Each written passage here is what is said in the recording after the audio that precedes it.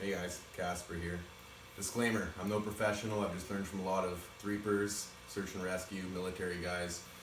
First things first, with your rope, you never want to exceed 10% of your maximum tensile strength. So if your rope's 2,000 pound tensile strength, your maximum is 200 pounds you're going to put on it. If you're at the top of the cliff, going around a tree, you're going to do your bow line. So you make your P, live end's the long end that goes down the cliff, so live underneath. The bunny comes up the hole, you go underneath your live end, bunny goes back down the hole. Tighten it up, you got yourself a bow line, chuck that down the cliff. Now there's two styles of Swiss seat that I've been shown. I'll go with the first one I learned because it's not my favorite so far. This is the one I've used on cliffs, but Prime showed me another one that I like more. So I'll go try that one soon here. With this Swiss seat that I've learned, I'm only 160 pounds, so I use 25 feet of rope. Most guys are using 30 pounds, or a little heavier than me. Take your ends, line them up.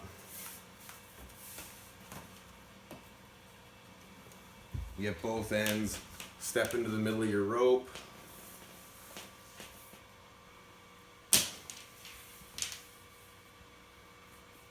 You stand so they're nice and even, you're at the center. Go right across. Take your right one, go underneath. Your left one, go underneath. Now if you got a little extra rope, you can go again, underneath around again on each side. Get it nice and tight all the way across. So you got that across your stomach all the way around. You got your two ends. Go underneath with both of them. You come across to the back.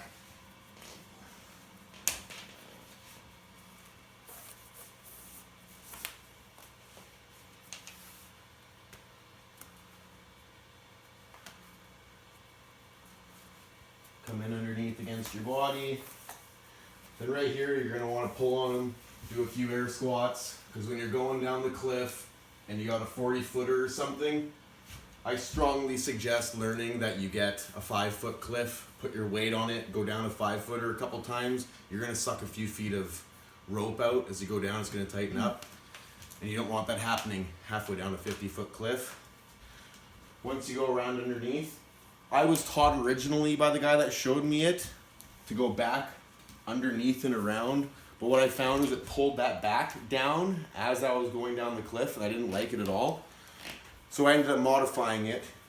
Once it's tucked in up underneath like that, I just came right back around the front, did a square knot, left over right, right over left. And then you can do that a couple more times to shorten it up if you wanted to, right? And then your carabiner would go right into there.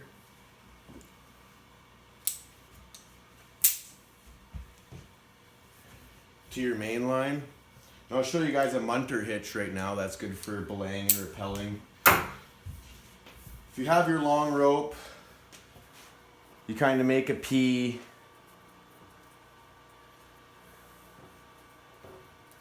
Make another P. Fold them in half like a book.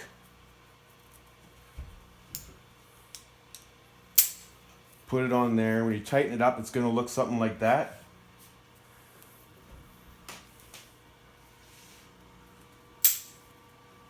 And you put it on, and as you're going down and you put weight on that, that's just gonna slide through just like that. But you can see the bite in there, right, as it comes around. If you have your brake hand right at your ass, as you're coming down, if you hold it right on your ass, it's gonna tighten that up. You'll be able to lean back, chill out on it. I've done it on 40-foot cliffs and it worked just fine with this style I'm doing right now.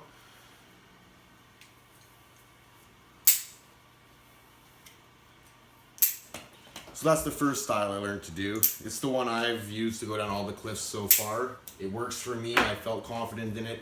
The problem with this one that I found so far, it's nice to have it doubled up this way, because if you have a thinner rope, you got twice the amount of rope, and it's a little more stable for you, but it does suck up to your hips like an anaconda. When you start going down, it'll start sucking all the rope out and it'll get long. Eventually, if you do a couple 5-footers, it's gonna suck it so tight that you're gonna have to undo your square knot, cinch it back up, get all that slack out of there. But before you know it, you got a few square knots going on there. I could probably shorten this rope a little bit for myself. but that's the doubled up 25-foot rope version of the Swiss seat. The one Prime showed me was just to get a 12-footer.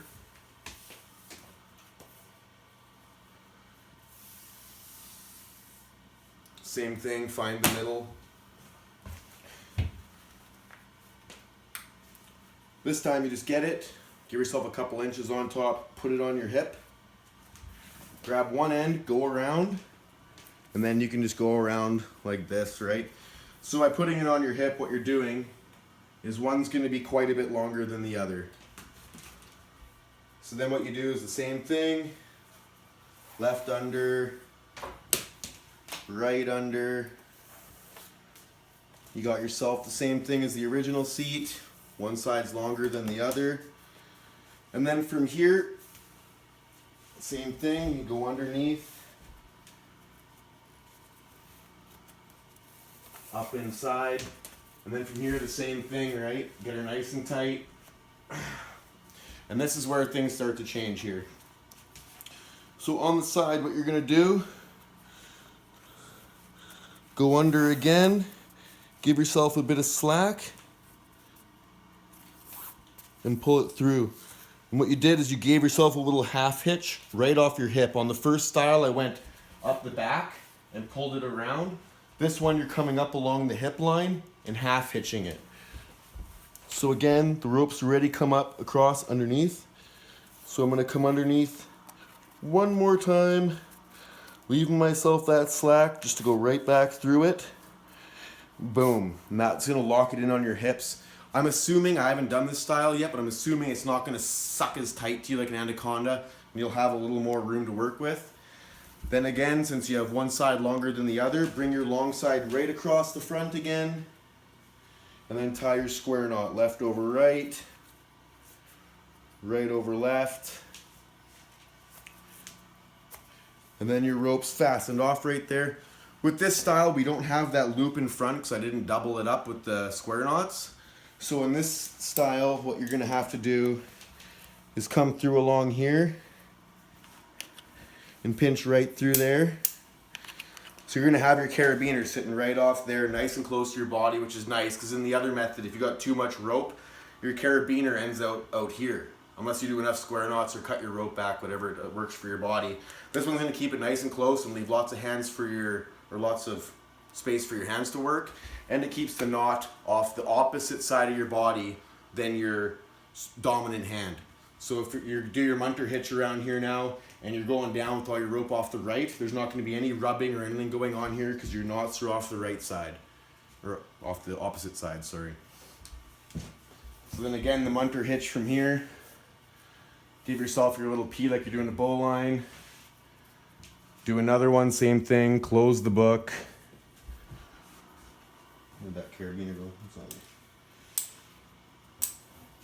there. You're onto there. And then all that action's happening right off there. It's gonna be slow, controlled, and you wanna keep your brake hand right off your asshole as you're going down. And if you have to, you can just lean right back and that's gonna hold you up. It's got a nice bite there the second you put that in. Prime was telling me about the incremental rope, which I hadn't heard about. And apparently that rope, it's a little more aggressive. You can see this rope, it's kind of smooth. You want a little more aggressive rope because it's gonna bite into your carabiner better and support you when you're just holding yourself having a brake. The smoother your rope is, the more everything's just gonna wanna fly through and it's harder to just control it and keep yourself in one place. And you want a nice, slow, controlled descent, right? And that's all I got for right now on the Swiss seats. Hope you guys enjoyed it.